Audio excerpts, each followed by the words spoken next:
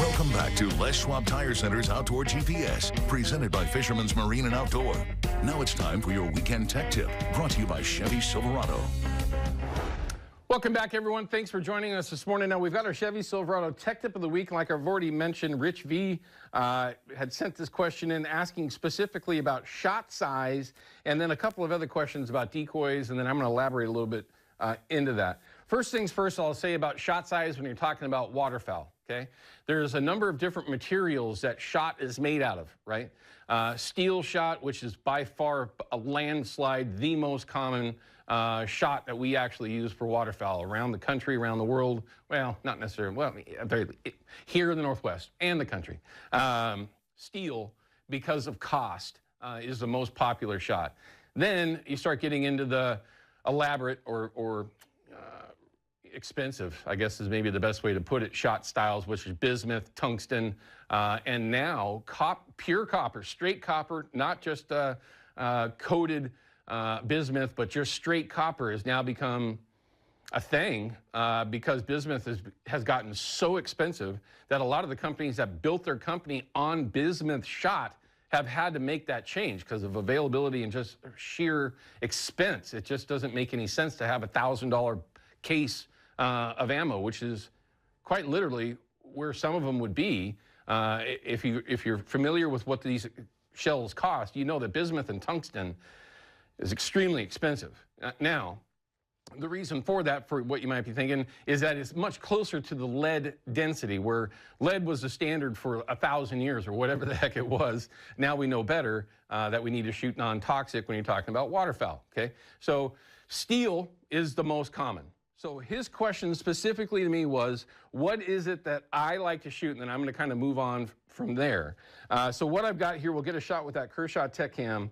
These are the rounds that I actually shoot pretty much exclusively now and have for about 4 years. Might be a little longer than that, but the reason why I shoot the Federal Speed Shock, this is just basically known as the Federal Blue Box, okay, is because it's cheap. Okay, I hunt a lot. If I'm hunting less than 70 days a year, I'm very disappointed. So I'm spending a lot of time out there. I'm shooting a lot of shells, as long as I'm having a good season, right? So I try to keep it inexpensive. My focus is having volume of shot as opposed to the expensive, brands that are out there. There's literally nothing wrong with that. If you want to talk about advantages, bismuth and tungsten are far superior to steel when you're talking about its density, patterning, and just overall lethalness.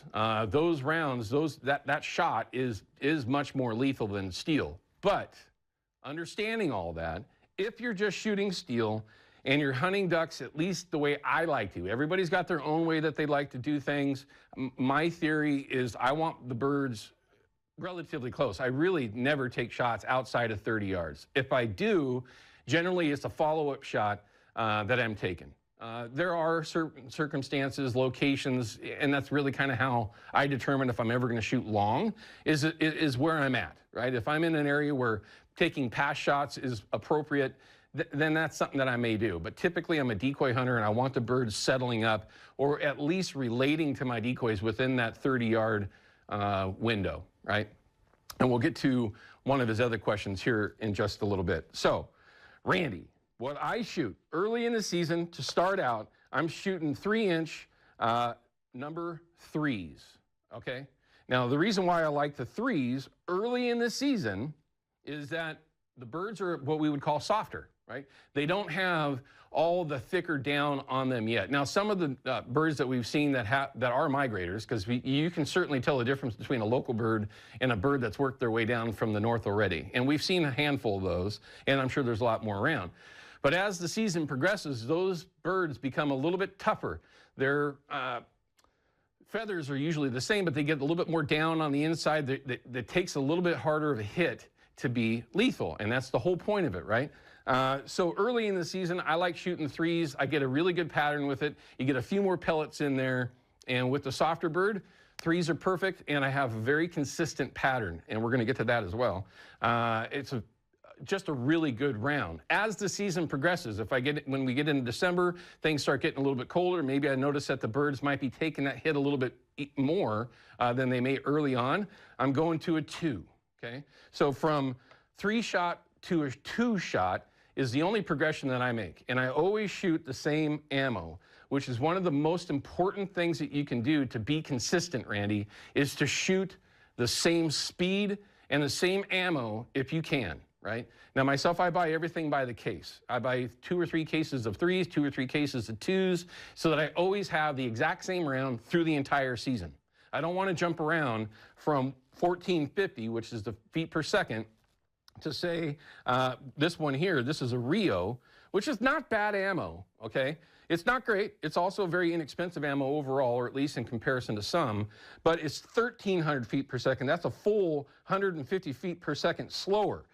Now, in the big picture of things, you're talking a millisecond in impact, right? I'm literally a millisecond. If you want to learn a ton, more than anybody will ever be able to show you, you got to look up Surviving Duck Season, okay? That's my friend, a buddy of mine that I've had a chance to spend some time with, Joel Shangle from Surviving Duck Season. If you look up his shotgun series, you're going to learn more in just a few hours of watching that series than you will in years and years and years and years, like I had to learn, and everybody that I know had to learn how the differences are with shot and what the differences are. So it is extremely informative, and it took him years to do that series, so it's well worth looking into. But that difference in speed, again, is a millisecond.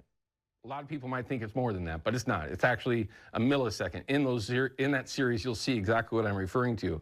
But it is enough to be slower to where if you're getting hit solid, right, and then you go from 1450 to 1300, and you pull that trigger, you are going to be a small distance behind. That ultimately, that pattern is not going to be in the same exact spot as it would have been at 1450, okay? That's a given. That's an absolute. And how I know that is by being dumb enough to shoot 1450 and then load up some 1300 rounds and expect to make the same hit. That's where I would see fluttered ducks or birds that were actually not hit hard enough.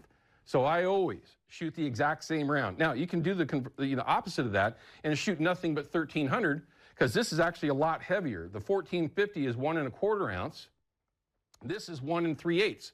So a noticeable amount more of shot, hence the reason why it's slower at its muzzle velocity, okay? So you do have more pellets, which is not necessarily a bad thing, and if you shoot the 1300 religiously, that's the only shot that you shoot, that's the only round that you shoot, you're gonna get just as consistent as somebody that's shooting a faster round with a lighter load, okay?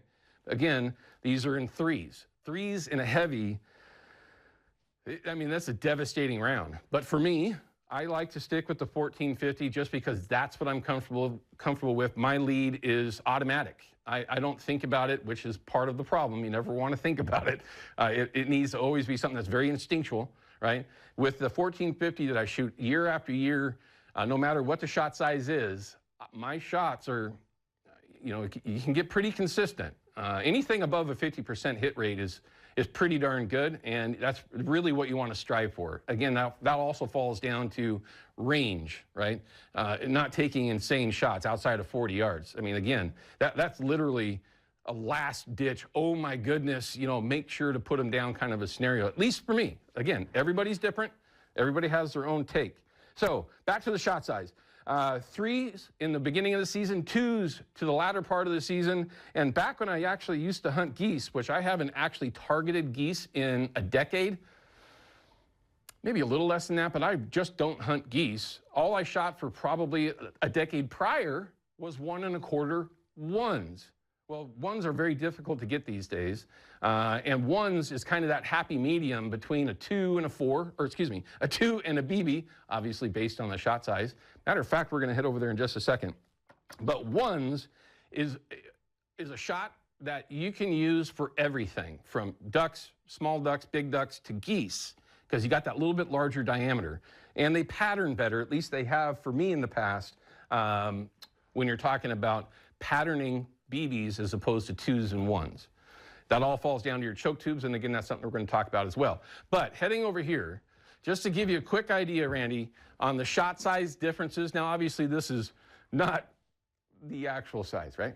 But it's going to give you the representation differences. So this is steel shot. You got lead shot up above, and buckshot, that's not what we're going to be referring to. It's just going to be the steel shot, and you can see 6s, 5s, 4s, 3s, 2s, 1s, and then BBs, right?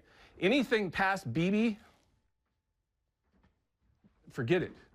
There's literally, I have never seen a situation or any choke tube that would pattern a triple BB, a T, or an F consistently. I mean, literally none. And we've tested the heck out of it years ago. And again, I think that you'll even see that with some of the stuff that I referred to with surviving duck season. So most common rounds, Randy, in steel is from 4s to 2s. 2s by far is the most popular shot size nationwide, unquestionable, when you're talking about steel.